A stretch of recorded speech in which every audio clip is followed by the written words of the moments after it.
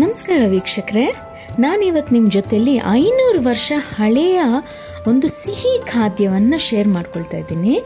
ಇದು ಸುಮಾರು 500 ವರ್ಷಕ್ಕಿಂತಲೂ ಹಳೆಯದಾದಂಥ ಒಂದು ಆಯುರ್ವೇದಿಕ್ ಪುಸ್ತಕದಲ್ಲಿ ನಾನು ನೋಡಿದ್ದೆ. ಇದರ ಹೆಸರು ಕ್ಷೀರಾಮ್ರ ಅಂತ.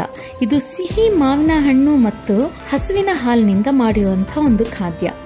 ಆಯುರ್ವೇದದ ಪ್ರಕಾರ ಈ ಖಾದ್ಯ ಸ್ವಲ್ಪ ಹೆವಿ ಆಗಿರುತ್ತೆ, ಅಂದರೆ ಜೀರ್ಣ ಆಗೋದು ಸ್ವಲ್ಪ ಕಷ್ಟ.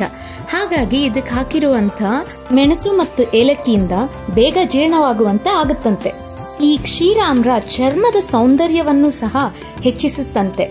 ಪ್ರತಿದಿನ ಸ್ನಾನ ಮಾಡಿ ಪರಮೇಶ್ವರನ ಪೂಜೆ ಮಾಡುವಂಥ ಮಹಾಪುಣ್ಯಾತ್ಮರಿಗೆ ಮಾತ್ರ ಈ ಖಾದ್ಯವನ್ನು ತಿನ್ನುವಂಥ ಅದೃಷ್ಟ ಇರುತ್ತೆ ಅಂತಲೂ ಹೇಳಿದ್ದಾರೆ.